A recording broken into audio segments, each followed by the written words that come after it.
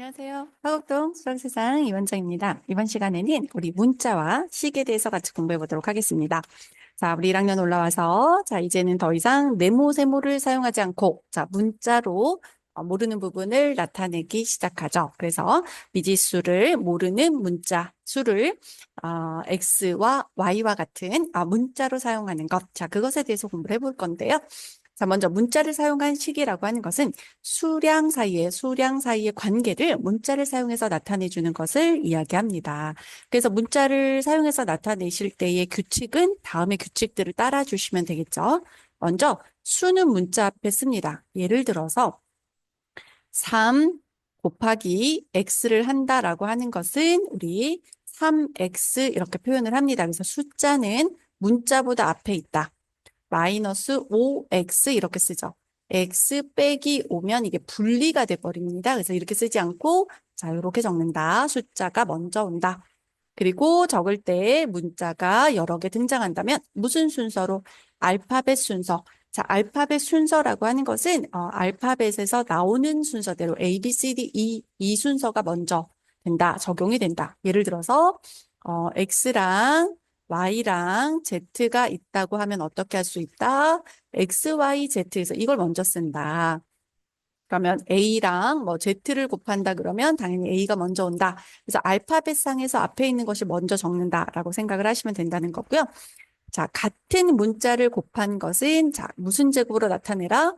거듭제곱. 거듭제곱이라고 하는 것은 계속 곱합니다라는 뜻입니다. 거듭, 계속 이런 의미입니다. 그래서 거듭제곱으로 나타낸다라는 것은 예를 들어서 x 곱하기 x 곱하기 x라고 돼 있다면 x라는 문자를 몇 번 곱했습니까? 3번 곱했죠. 그거를 x의 세제곱 이렇게 표현할 수 있다. 그래서 같은 문자가 곱해지면 거듭제곱 이렇게 곱해서 표현을 해주세요라는 의미입니다.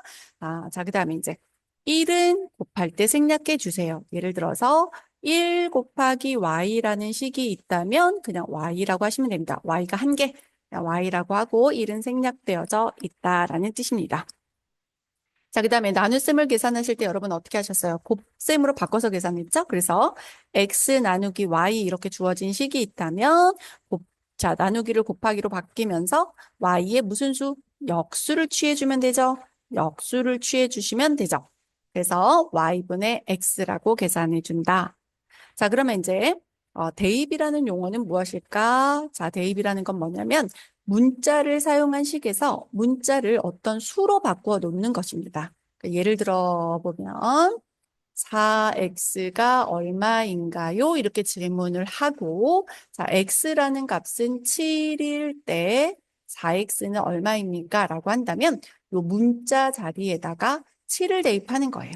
그래서 4x라는 것은 4 곱하기 x이므로 4와 7을 곱해서 4, 7에 28이 답입니다. 이게 식의 값을 구하는 거예요. 그래서 이게 대입한다. 이 과정을 대입한다라고 표현을 합니다. 자, 그럼 그때 나온 값은 지금 언급한 것처럼 식에다가 대입을 해서 계산했더니 나오는 답, 이 값, 이것을 뭐라고 부른다? 식의 값. 함수면 함수 값. 식이면 식의 값. 이렇게 표현한다는 거죠. 그래서 문자를 사용한 식에서 문자에 어떤 수를 대입해서 계산을 했더니 나오는 답. 그거를 식의 값이라고 표현을 합니다. 자, 그럼 이제 다항식과 1차 식에서 사용하는 용어들에 대해서 한번 같이 살펴보도록 하겠습니다. 자, 먼저 주어진 내용들 한번 살펴볼게요. 항이라고 하는 것은 수 또는 문자의 곱으로 이루어진 식을 나타냅니다. 예를 들어서 4x 제곱 더하기 5x 마이너스 3 이렇게 있다고 해보도록 합시다. 그러면 여기에서 항이라고 하는 것은 4x 제곱 1개 플러스 5x 1개 마이너스 3 1개 그래서 하나 둘, 셋, 총 3개의 항이 있다라고 이야기를 합니다. 상수항은 상수가 원래 상수라는 말은 자 우리가 대문자 C를 쓰는데 constant 그래서 어떤 일정한 값을 의미합니다. 여러분이 이해하기 편한 방법은 숫자구나 라고 이해를 하시면 됩니다. 상수라는 표현이 나오면 뭐라고 이해를 해라? 아, 그냥 숫자구나 이렇게 이해를 해라.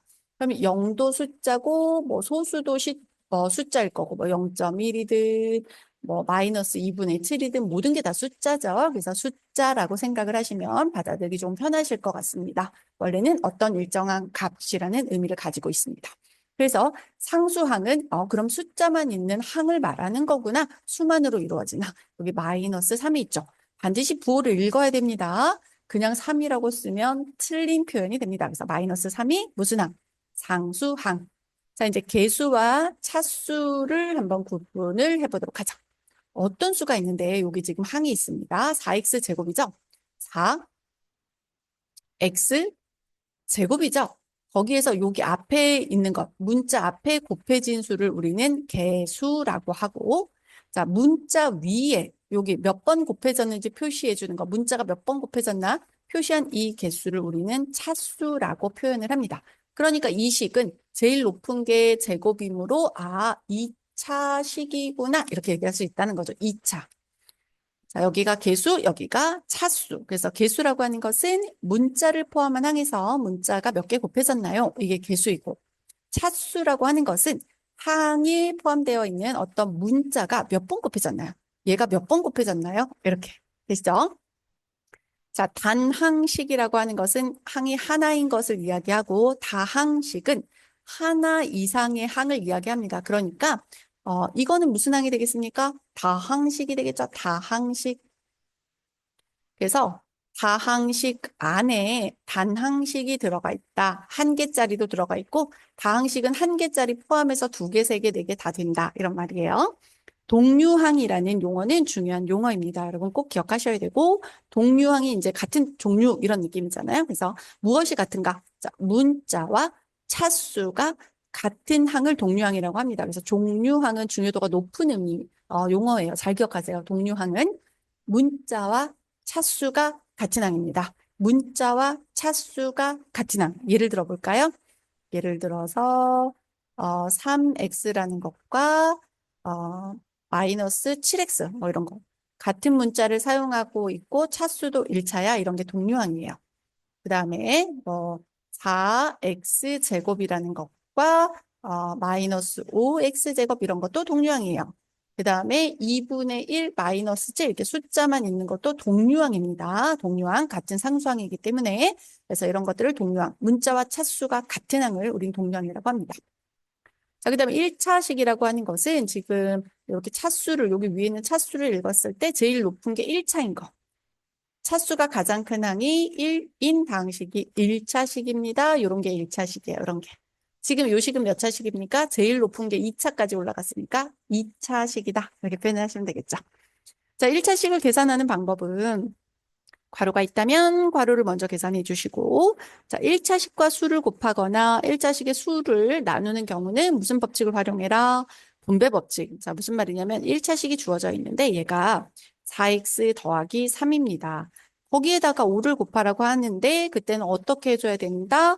분배 법칙을 활용해서 공평하고 모두가 똑같이 오해가 없도록 둘 다 똑같이 나눠줘라. 공평하게 나눠줘라. 분배.